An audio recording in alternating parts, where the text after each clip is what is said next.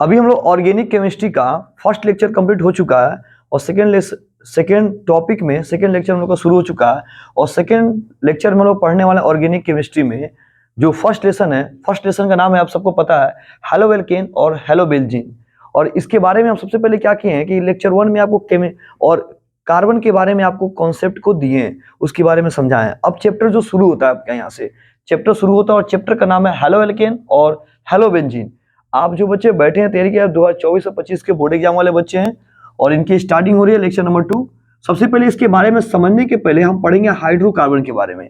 पहले इसके हाइड्रोकार्बन समझेंगे कि हाइड्रोकार्बन क्या होता है और हेलोवेल्केन और हेलोबेंजीन जो हम लोग इस चैप्टर का नाम लिखा हुआ है, ये स्टार्टिंग हम लोग का यहाँ से हाइड्रोकार्बन से शुरू होता है और यही हाइड्रोकार्बन बाद में ये हेलोवेल्केन और हेलोबेंजीन में कन्वर्ट हो जाता है। बहुत ऐसे बच्चे हैं, मतलब बहुत ऐसे शिक्षक हैं जो डायरेक्ट हेलोवेल्केन और हेलोबेंजीन को शुरू करते हैं। और मेरी जो कॉन्सेप्ट आपको समझा रहे हैं, ये हेलोवेल्केन और हेलोबेंजीन ये बना किससे, बना कैसे? ये हाइड्रोकार्बन से बना, ये हाइड्रोकार्बन से बना। अच्छे से सुनिए और ध्यान से इसको समझिए हम कर क्या रहे हैं आपके साथ अभी। देखिए हाइड्रोकार्बन आप सबको पता है इसके बारे में कि यह केवल कार्बन और हाइड्रोजन के मिलने से बनता है। हाइड्रोकार्बन की परिभाषा आप जानते हैं कि हाइड्रोकार्बन कार्बन और हाइड्रोजन के मिलने से बनता है। हाइड्रोकार्बन कितने प्रकार के होते हैं?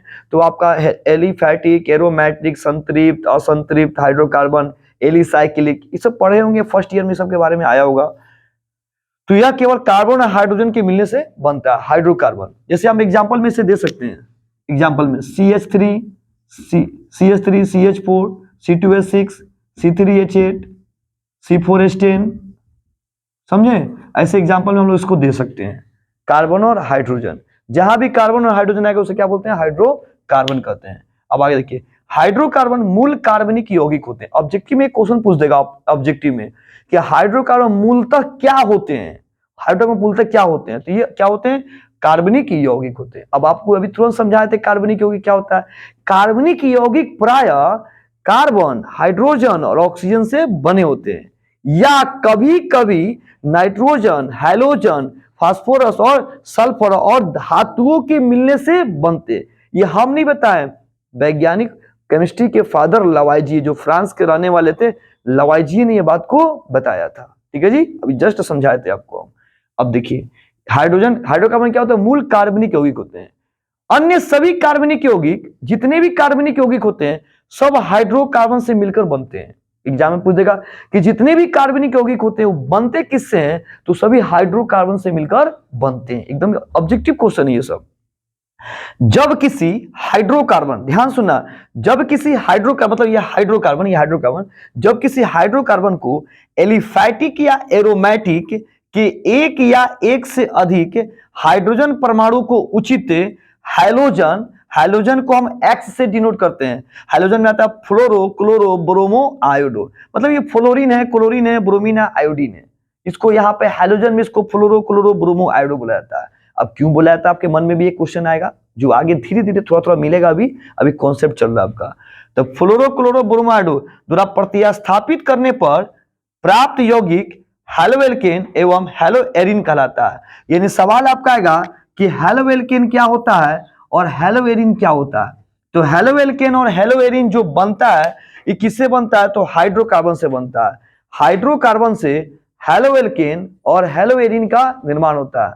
हेलोवेल्केन और हेलोएरिन जो है ये हाइड्रोकार्बन से बनते हैं। और ये हाइड्रोकार्बन से बनते कैसे, तो देखते हैं ध्यान से। ये CH4 है, इसको मीथेन का सूत्र बोलते हैं, मीथेन का सूत्र है। इसमें से एक हाइड्रोजन यहां से हटेगा तो यहां पे हटने के बाद यहां पर CH3 लिखेंगे और इसमें से कोई एक हैलोजन आ जाएगा। तो मान लीजिए किसी को रख दीजिए, F को रख दीजिए या Cl को रख दीजिए या Br को रख दीजिए या I को लिख दीजिए। इसी को प्रतिस्थापी बोलते हैं। प्रतिस्थापी का मतलब है कि वहां से एक हाइड्रोजन हटेगा तो कोई दूसरा तत्व वहां पे हटेगा तो वहां से हैलोजन आएगा। हाइड्रोजन वहां से हटेगा तो वहां पे हैलोजन आएगा। इसी को प्रतिस्थापी बोलते हैं। ठीक है, तो CH4 था, यहाँ पे हमने क्या कि एक हाइड्रोजन को यहाँ से हटा के और यहाँ पे हैलोजन को रख दिया, तो इसको हम क्या बोलते हैं? प्रतिस्थापी बोलते हैं इसको। ठीक है, ये बात याद रखिएगा। तो पूछा जाएगा हेलोवेल्केन किससे बना? तो यहाँ पर चैप्टर हेलोवेल्केन कैसे बना। तो हेलोवेल्केन कैसे बना था? हाइड्रोकार्बन से निर्मित होते हैं। हाइड्रोकार्बन में क्या होता है? एक हाइड्रोजन प्रतिस्थापित हो जाता है, एक हाइड्रोकार्बन वहां से हट जाता है, मतलब हाइड्रोजन वहां से हट जाता है तो उसकी जगह पे हैलोजन आ जाता है। ये टॉपिक यहाँ पे है। अब शब्द आता है हेलो एल्केन का मतलब क्या है, थोड़ा सा इसको देखते हैं। हेलो का मतलब हैलोजन होता है, जिसमें फ्लोरो क्लोरो ब्रोमो आयोडो आता है, और हैलोजन को हम किसे लिखते हैं, एक्स से लिखते हैं। एल्क का मतलब है, एल्क का मतलब क्या होता है, कार्बन बोलते हैं, इसको कार्बन बोलते हैं। और देखिए एल्क में क्या हो रहा है ना कि जो एकली है और ये न है, इसको हम एन बोलते हैं, एन बोलते हैं। तो एन का मतलब क्या होता है, एकल बंधन। एकल बंधन मतलब सिंगल बॉन्ड बने, क्या बने, सिंगल बॉन्ड बने, यानी इनके बीच में सिंगल बॉन्ड बनता है, सिंगल बॉन्ड बनता है। तो हेलो एल्केन में क्या समझे, हेलो का मतलब हैलोजन, हैलोजन में क्या होता है, फ्लोरो क्लोरो ब्रोमो आयोडो आता है। और एल्क का मतलब क्या होता है, कार्बन, और एन का मतलब क्या होता है, एकल बंधन, मतलब सिंगल बॉन्ड बोलते हैं। ठीक है, इस सब के बीच में सिंगल बॉन्ड की क्रिया होती है। नेक्स्ट टॉपिक में आगे ध्यान से देखते हैं। हेलो एल्केन और हेलो एल्डिहाइड का अब हम वर्गीकरण करेंगे। वर्गीकरण का मतलब इसका क्लासिफिकेशन करेंगे, ये कितने प्रकार के होते हैं। तो ये दो प्रकार के होते हैं, ध्यान से सुनिए, दो प्रकार के। हाइड्रोजन परमाणु की संख्या के आधार पे, हाइड्रोजन परमाणु की संख्या के आधार पे, और दूसरा होता है सी एक्स बंध की प्रकृति के आधार पे, सी एक्स बंध की प्रकृति के आधार पे। एक एक बात याद रखते चलना आपको। अब देखिए हम सबसे पहले इसको थोड़ा ध्यान देते हैं, हाइड्रोजन परमाणु की संख्या के आधार पे। तो देखिए यहाँ पे क्या दिखाई दे रहा है, हाइड्रोजन परमाणु।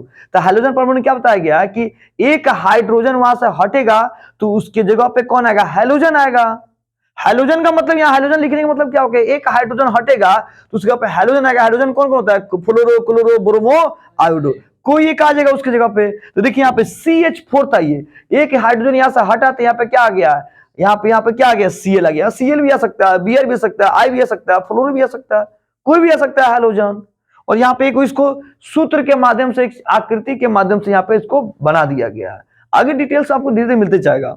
ये नोट में एक टॉपिक लिखे हैं, अगर जिसकी परमाणु संख्या 1 हो उसको बोलते हैं मोनो हेलो एल्केन, 2 आएगा तो डाई हेलो एल्केन, 3 आएगा ट्राई हेलो एल्केन, 4 आएगा टेट्रा हेलो एल्केन, अब 5 से अधिक आएगा तो उसको हम पॉली हेलो एल्केन बोलेंगे, पॉली हेलो एल्केन बोलेंगे।